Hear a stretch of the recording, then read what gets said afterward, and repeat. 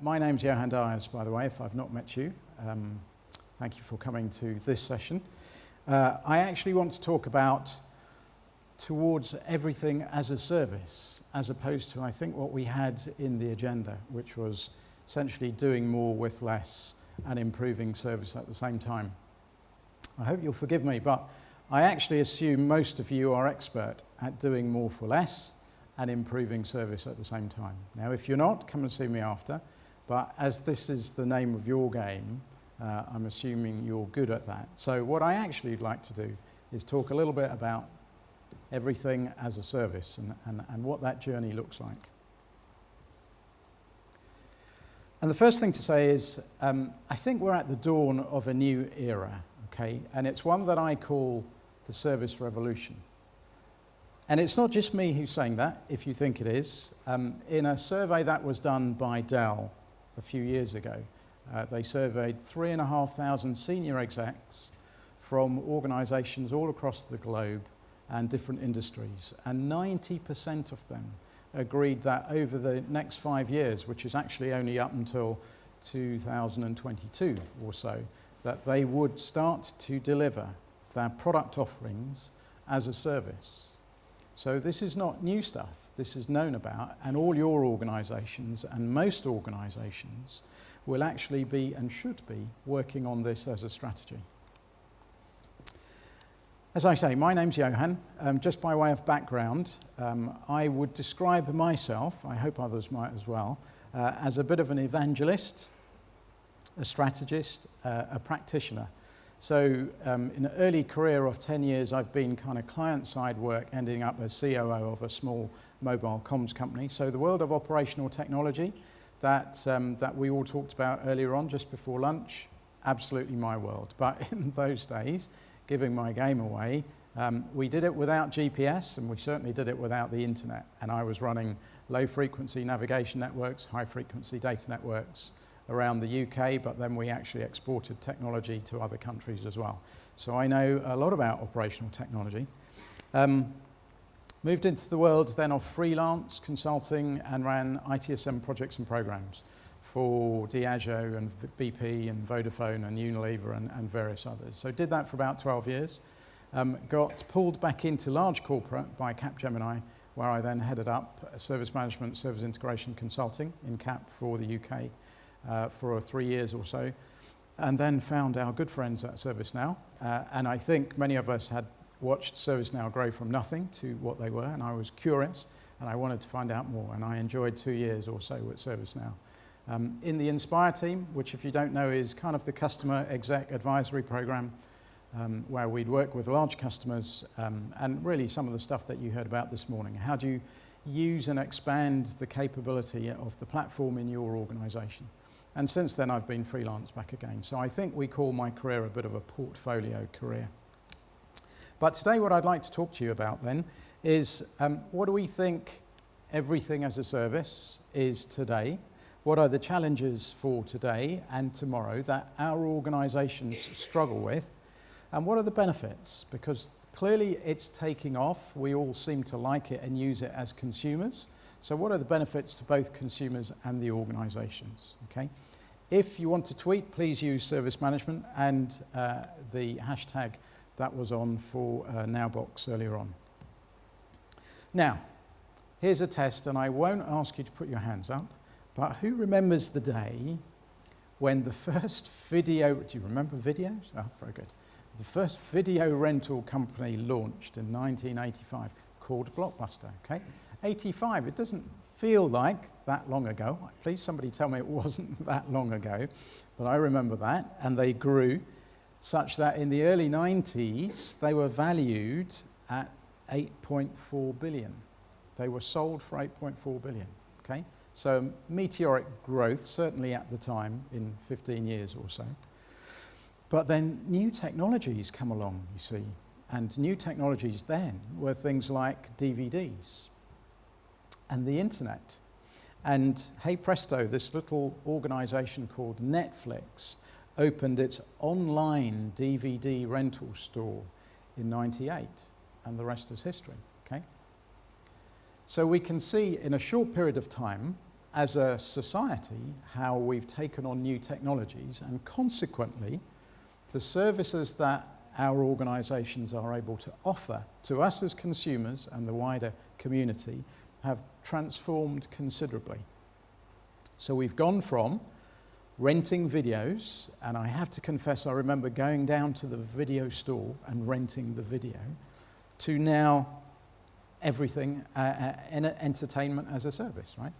On my little box, I can choose what I want to watch. I can binge watch even if I want to. And we did the same in lots of other parts of our community offerings. So buying records, I remember going down the record store. But now we just stream it, okay? So our world is transforming before our eyes. Eye care as a service. I mean, I get my contact lenses delivered on a monthly basis, and my solutions and everything else is wrapped in. It's a subscription-based model.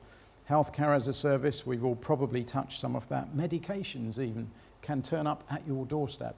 And many of us have probably used our banking apps for a long time.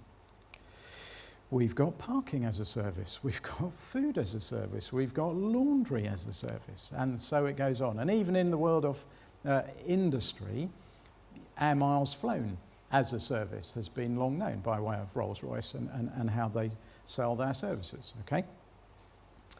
Farming, how the world of IoT is truly opening up all parts of industry as well to being offering their product, what was product capability previously, as a service. So everything as a service is already part of our lives. We've been using it, consuming it. If I was skeptical, I might suggest that the service providers have been manipulating us for quite a while already. And actually, we're quite happy to take the predictions that either Amazon give us or Netflix gives us or whomever. And even our banking app might give us some predictions. So this is nothing new to us, but actually, we still talk about everything as a service, as a journey and a stage that we're going to get to. Well, maybe it's just a transformation journey along the way that is happening naturally. So, important to ask, but why is this thing called everything as a service important to us? Well, if we take it from our perspective, these are just a few, okay? These are just a few. Clearly, we can now just pay for what we use. How lovely is that? It's convenient. It's often a lower initial cash outlay. We can buy the outcome. Now hold on to that, okay? Because I think this is the nub of the issue. You actually buy the thing that you want. So I want food, preferably cooked for me. I can now call it up on my app and it gets delivered. All I have to do is eat. I don't think they've found yet eat as a service, but maybe that's going to come. It's easy to set up and use, usually. It enables sharing, so sharing the cost of something is easily done with mobile apps and such like. And it's fast, it's nearly instant, okay? So, you know, from a consumer perspective, you can see it, right? We're insatiable in our need and our desire because we understand what the mobile experience can now offer us as consumers. Now we take that into our organisations and the service providers that we use in our personal life. And so we should. But the expectations are high on organisations. But from an organisational perspective as well, there are many benefits. Not least, if you're now running a subscription-based model, you have the opportunity to be much more sticky, as we know. Okay? So your customer value over the lifetime is generally going to be higher, potentially higher. It's a faster time to market, often at reduced cost, because you can now start and try something before you go all in for something, right? But new technology is coming along.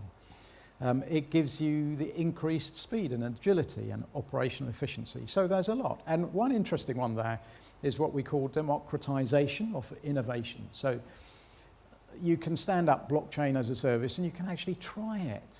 And various organisations and various departments in an organisation can try it. It's not just now the technologists in an organisation. Anybody can do that. You just get your credit card out and suddenly it's online for you and you can start using it and consuming it and see what you can do with it. So the world of as a service, as enabled largely by internet and cloud and everything else, is a great opportunity for both us as consumers and us as organisations as well. But the poor old CXO, or any of us as IT leaders or technology leaders or business leaders, we're sitting there going, where do I start? It's not an easy thing, and you're balancing a lot of expectations and a lot of ambitions and dreams and hopes as well. Let's look at some of those. So from a customer perspective and a consumer perspective, we are, as I say, insatiable, because the minute we have something better, we now demand that of the other organisations that are serving us. Okay, so as soon as you get the next best thing, we are on to something else needs to better it. And that's rightly and understandably how our expectations are raised. But managing that from an organisational perspective, as we know, is extremely difficult. But it needs to be effortless. It needs to be multi-channel. It needs to be anytime, any place, anywhere. It needs to be seamless. And again, it needs to be fast and instant. Okay? Unreasonable? I don't know. You decide. From an organisational perspective now, there are real issues for us as organisations, right? Now, we manage two hats at least. And when we put that organisational hat on, and we've heard some of it this morning, the tougher challenges are that you're always being asked to do more with less. I would have talked about that, but you know how to do that, so that's good. Increased productivity, greater ability, reduced risk, continuous change. And you're expected to do all of this, all at the same time. And new technologies continue to disrupt our world. We are going into this world, we know it, where the blurring between human and robot is upon us. And I keep saying to my elder daughter, your generation is truly going to have to struggle with some key ethical issues. But this is where we're going. And it's going to continue to disrupt us, all the while we're struggling to adapt to the technologies that are still with us or coming up behind us. We've got new ones coming along all the time. Now, the opportunity, though, is that with new technologies, we can be thinking about the opportunities around new services. And I'm sure many of you in this room today, maybe this time next year or the year after or whenever, will be engaged in some of those new services. And you should be. You should be, because let me say, folks, you guys are expert in the world of service management, service expertise, service transformation, service.x. You are, right? Because this is the world that we have engaged in and perhaps been brought up in for many, many years. So actually all the great things that the IT industry and the technology industry has done for many years, we can now take to wider parts of the business and the organisation and to other communities. So you are expert, never forget that. And actually, I don't want to see some of you guys here at IT conferences. I'd rather see you at business service conferences or whatever it is. Take what you've got, please, take what you've got and take it out into the wider community, into other organisations, because we need that as a society, we need that. 42%, remember, of those 3,500 execs who were surveyed, 42% admit to, and I bet there's probably more who didn't admit to, fearing that they won't be in business in the next decade. And we see it all the time. We see it almost on a weekly, monthly basis. Some of our traditional organisations and businesses are going to the wall. They're being disrupted. And in case you don't think that's going to happen to you, and I'm sure none of you don't think it's going to happen to you, and forgive me for my financial services and particularly insurance company colleagues in the room, if you've not come across these guys, I hadn't done until I did this a few months ago, a company called Lemonade. They will be launching in the UK and Europe within this year, I think, is their timeline. But look at this, 90 seconds to get insured, 3 minutes to be paid. This chap, Brandon, and as it says there, if you read the bottom, his coat was stolen on a sub-zero Saturday night in downtown New York.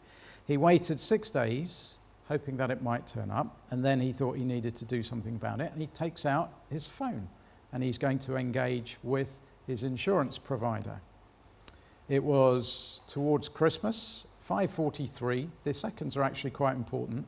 And he entered the details of his very expensive coat that he'd bought for just under $1,000 in New York. And sending a tweet would have actually taken longer, but he just took his mobile phone out. Took him just about a minute to speak into the camera, and he described what happened, and then he hit submit. And if you read the next, it's pretty amazing. 3 seconds.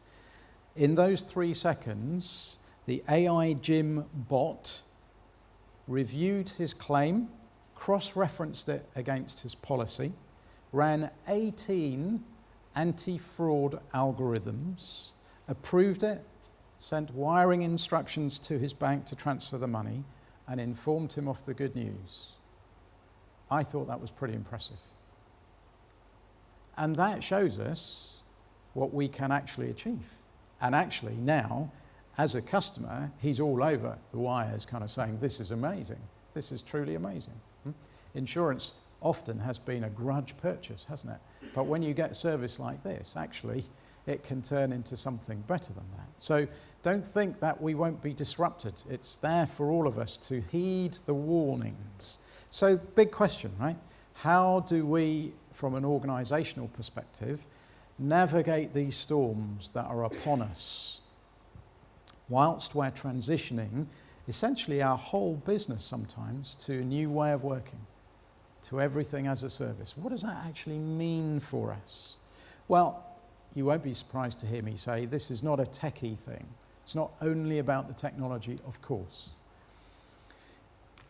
Whilst technology is at the heart of it, it has to be about something else, okay? And what I find is organisations, historically, they've put a lot of emphasis into customer experience initiatives, and as well they would, focused on the customer journey, how it's intuitive and human, the seamless engagement, the multi-channel experience, and all of those good things. But often, and I read about this, and even in digital transformation programs, why many of them fail is because they don't do the second part, which is transform the organisation underneath it. So what I might call service, F&F, which is efficiency and effectiveness. So to do that, having, as we were talking earlier on before the break, that end-to-end process view. You know, Phil was talking about the end-to-end process perspective. And again, so many organisations don't. They just see one part of the process and they try and manage it in silos. And you go, guys, your customer doesn't manage you in a silo, right? They simply go across your organisation. So when are you going to start acting as a seamless organisation? Because until you do, you won't be able to deliver great service. It's an obvious one. And let's face it, again, we've talked about it. Over the last 20, 30 years, the fragmentation in business organisations through outsourcing has been massive. It's horrendous. And so we see the play, should I bring everything back in? And you go, well, maybe, but you shouldn't have to. So, you know, the world of everything as a service offers you the opportunity to bring to market new business models, but it demands new operating models, new ways of doing business. It demands the automated and orchestrated processes because you can't carry on doing more for less. Actually, you can't. You know, if some of the organisations that we now work in try to do more with even the resources it has today, it'll just implode. I guarantee it'll just implode. You can't keep turning more out. But the opportunity is that we're in the world of ecosystem and networks and partnerships, okay? So the value-adding partnerships, how do you bring them into the organisation? You know, Telco has done this brilliantly for many years. How do you actually go and find other service providers, knit them into the service offering that you're delivering via your mobile phone, and actually integrate them and make it look like a seamless organisation? That's what we're talking about. So you have to do both and. You have to do a top-down perspective as well as a bottom-up perspective. And I know we run many service improvement initiatives. I know Lee and your team do that. That's what you do. That's what you live, and that's fantastic. But if we don't have the top-down perspective, the strategic focus and vision as well, that says this as a business organisation is where we're going, and this is why we're doing it, and these are the outcomes that we're looking to drive, and let's put together our capability-driven transformation plan, then the initiatives can run into it. But often, again, I find organisations that don't. They've just got piecemeal bits of project work and service improvement initiatives going on, and you go, well, why are you doing that? What outcomes are you expecting? What strategy are you supporting in the business? And it's like, we thought it was a good thing to do. Oh my gosh. So, in driving towards everything as a service, the need, not even the opportunity, the need is to take that step back, okay? You have to be intentional in your transformation program, and it goes across the business. It's not just a technology one. So I would say, well, start with your service strategy. So and I would ask, and I did, I was with a large oil and gas company just before Christmas, and I'm working with them, and they want to do X. And I'm saying, well, somebody tell me who your customers are first, and what services you're actually delivering to your customers. And they might scrabble around a little bit and go, well, I think we're doing this. And then you ask, well, why? What need are you satisfying? What requirement are you fulfilling that the customer needs? And they're prepared to pay money for as well. It's important, that last bit, okay, that the customer wants to pay money. Now, this is why I say, and forgive me, and I always say it, but you keep coming back for more, which is it's not about IT. Can I just say that again? It's not about IT. It's not about technology. I don't care what technology you use to deliver the service to me. I only care about the service and the outcome that I get from it, and I'll pay you money for that. You can use whatever technology, whatever people, whatever processes, I don't care. Okay? It's only the service that is valuable to me, and I'll pay you money for that. Now remember that, okay? But ask yourself, step back and ask yourself, what are we doing? Who are we doing this for? Do they really want it? Is it still fit for purpose? Actually, should we be transforming some of the ways that we're doing it? And the organisation. I find, again, organisations, and I've heard it for so many years, that many organisations, the way they are structured, actually itself places limitations on frontline customer support teams, for example. Policies that are not customer friendly. Right? And all of these principles and practices, you've got organisational structures and decision matrices and leaders and bosses who must be involved in all sorts of decisions. Well, okay, but some of that doesn't actually lend itself to delivering great end-to-end service at the moment, in the moment that the customer is dealing with you. And remember, it is all about the customer's process. It's not actually about your process. I hope your processes map the customer's journey, because that's the obvious one, okay? So organisationally, it needs to change, and the structures need to change. Ourselves as people delivering service, working in organisations, how up to date and future-proof are we by way of our skill base? I was reading an article the other day, Amazon investing, if I got the numbers right, 700 million for something like 7,000 employees in upskilling them for just data science. What does data science actually mean? That's probably, and digital. And what does that mean? And actually, I asked my 21-year-old, what would you do if this thing in the palm of your hand doesn't work? Well, I don't know. I'll call you, Dad. And well, I'm sorry, but that doesn't work. That doesn't help, right? Because we actually have generations coming through behind us as well. Whilst you and I might be a little bit tech savvy and have an understanding of what might have gone wrong underneath and know who to call, the younger generations won't do that because they've never had to. They've just grown up with this thing in their hand. Everything is lived through this. So what are we going to do? How are we going to serve? How's the organisation going to serve an uneducated customer from the perspective of technology? who need to be thinking about these things. And we need to be upskilling our organisation for the whole world of machine learning and AI and everything that's with us today and is only going to broaden, okay?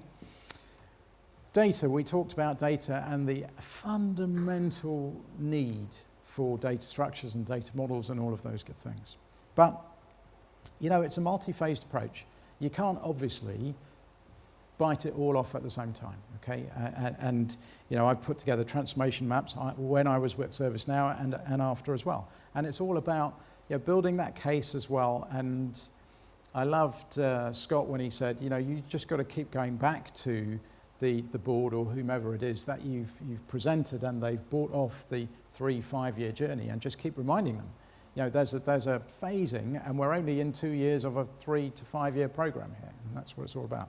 If you take some of this, and let's just see some of it. So service strategy I've talked about, but I want to say that each part of the organisation, again, and the strategy needs to be investigated, analysed, turned over, asked the nasty questions.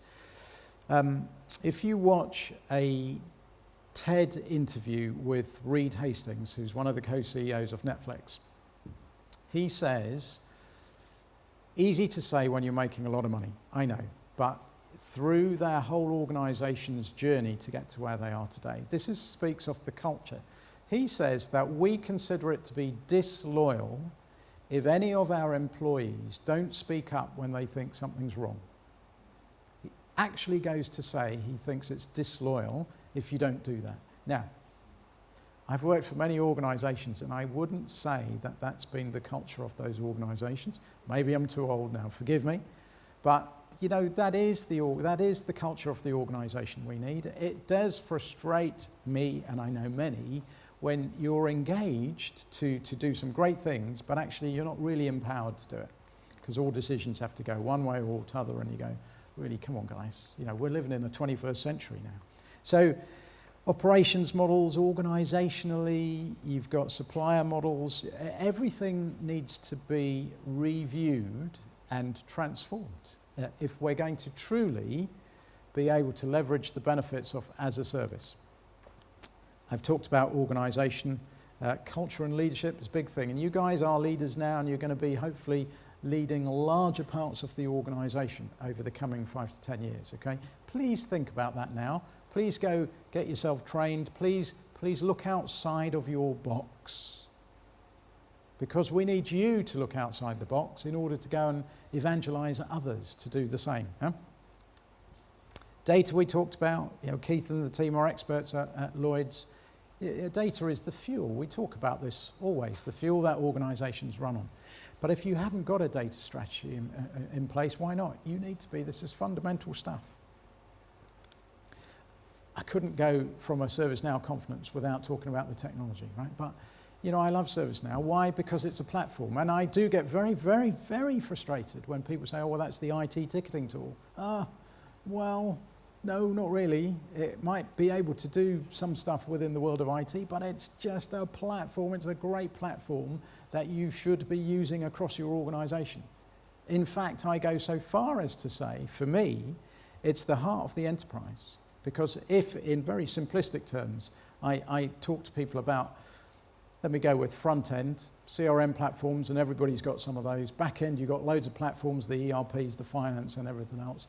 You know, ServiceNow is the classic platform to join up your organisation. I really believe that. I really do. It's that heart, it's the engine of an organisation. And as Phil was demonstrating this morning, that's how you should be using it, and that's how your customers should be using it as well. I call it the controlling mind, because it could sit there and start to orchestrate and direct everything else that goes on underneath it. We might call it the platform of platforms, right? It will join up and can join up and should join up, and that's the only way you're going to deliver great end-to-end service, is it joins up everything that's going on. And it becomes that engine in the heart of the organisation to orchestrate everything. So, remember I'm talking about, for too long, organisations have worked on customer experience and expected great customer outcomes at the end of the day. Well, you've only done half of the work. Actually, you might have only done 20% of the work, because that's the engine of the organisation behind you. If that is not streamlined to deliver those services in the end-to-end manner that the customer walks through with you at the time of their choosing, in the way of their choosing, then you're going to fail. You're going to fail. I had it literally the other day. It was, I had ordered something, I think by way of a photo book online. And you get the usual email back to say, how's your experience? Well, my experience was pretty bad, because after 2 months it still hadn't arrived. But actually, the way they designed the system, it took no account of the fact that the base service that they were offering didn't actually work. It still said, well, how good was Phil on the phone with you? Well, why do I care how good he was? My photo book hadn't arrived. Okay? So, you know, this is not rocket science, but this is about joining up the organisation. There is front end, but there's the engine that needs to be streamlined as well. And many organisations haven't yet done that. So we talked about some of the benefits. When we truly harness some of this stuff, you know, it is about the delightful customer experience. There was a time when we used to talk about delighting the customer, and that's what we're talking about. Perhaps we've got so used to it with mobile application, but that's what we're doing, right? We are, and the opportunity with moving to everything as a service is that the customer doesn't have to worry about technology anymore or anything that's under the hood. They just can consume the service. But it has to be of high quality. Has to be of high quality. You know, it's the solutions to their problems. It's about experience, and then you build that stickiness, and that stickiness supports the ongoing relationship, the lifetime relationship. I've been with my bank ever since they opened, so that's now 25 years. And actually on the 25th anniversary, they phoned me. And I had an absolutely delightful conversation with the lady on the end of the phone. It was nothing to do. I didn't have to transact any business online or anything, but actually it made me feel good. It was a really good customer relationship that they have consistently delivered every time I've needed them. Now that's pretty impressive. And it's those types of services, it's those types of relationships that we want, and that as we transition to everything as a service become more possible. From an organisational perspective, your operation needs to be truly outstanding, truly outstanding. And we've heard this morning of what I think are some outstanding initiatives that are running, and some great transformations that are truly happening in some of our biggest, oldest institutions, right? And that's just delightful, because, you know, there's a group of you guys who get the vision, and you've been able to put together the investment case and convince them. And again, the repeating of that message is really important, because at the end of the year, everybody goes, well, what have you actually achieved? And am I going to give you the money for next year? And so on and so forth. But, you know, continually reminding people of what the vision is, where we're going, why we're doing it, and what we've achieved so far along the way is important by way of an evangelical perspective. And that's what you're doing. You know, I say I am, and I do, but you are, again, you are experts in your trade. You are the guys and girls who go out there and talk the language of service. And intuitively, I've found a lot of people get it, but it's when they go back to their day job, they kind of get embroiled in the mire again. But our job is to continue to pull them out and go, remember why we're doing this. You know, when I was running an ITSM project, I would pull the project team aside every month, and I'll say, remember that every time one of their mobile phone masts goes down, they potentially lose 25 grand a minute. That's what you need to remember. Okay, it's the outcome for the customer, and then for the business organisation, stay focused. So, I said we're at the dawn of a new era, and it is about the service revolution, and it is towards everything as a service. And here are the things that I want you to do, and I've talked about this. Focus on the service. I'd love to say forget the technology, but you can't. But you know what I mean, right? The conversation needs to be, particularly when you're outside of your own team, please try and elevate that conversation to the business and its service. ideally, that it offers to its customer, and then start evolving that language and teaching people how to speak the language of service. Lead that service revolution. You will need CXO sponsorship and ownership, because these are big things. These are big visions that we need others to buy into in order to give us the backing, in order to give us the resources to go on and help transform some of this stuff. Stay focused on the end-to-end. It has to be a strategic intention of yours to step back and go, no, but actually, this is one part of the process, but how does the end-to-end process hang together? That's what it's all about, because that's the only thing that your customer sees. We have to be willing to learn and adapt. Our world is changing all around us. If you haven't had an opportunity to change your way of thinking over the last 6 to 9 months or so, I think you need to. You need to either get on a course, or you need to go to a seminar, or you need to go to a conference, or you need to read a book, or you need to do something that just challenges you. Just challenge yourself. I dare you. Because it just forces this thing just to get out of its normal way of doing things. You know, we are addicted to our way of thinking. Did you hear that? We are addicted to our way of thinking. And it's hard for anything to shake us out of that. So for somebody who's like-minded like you guys, you've got to push yourself. You've got to get out there, right? You've got to force yourself out of the box, if you like, but you've just got to get your head thinking differently. Could it be? What if that happened? What if we did that? Could we do that? Would that work here? Let me go and talk to somebody. Let me read that. Let me look at a TEDx talk. Let me do something to shake my head out of the normal way of thinking that I fall into every single day, okay? And start now. Start now. You know, do a service review. Just step back from it. Take some time. Use people who have no vested interests, either from a supplier or a service provider or a software provider or somebody internally in your organisation. Just use people as sounding boards to come and actually start helping you think, because they should challenge you. If they're good, they should say, well, why? Why are you doing it? It's the simplest question. You should ask yourself, but you usually don't come up with the right answer, or you come up with one answer and you stop. But the key is to keep asking the why. So what? So what does that actually give to my customer? What does that actually give to me? How's that making my life better? How's that making my customer's life better? Just keep going, okay? And if you want to carry on the dialogue, let's do that. You know, actually this talk was billed kind of part 2 of Everything as a Service. I talked about this part 1 at the ITSMF in November. And if anybody wants a copy of that video or to watch it, drop me a note, because there are a few other things that I talked about as well. Guys, this is a higher level discussion.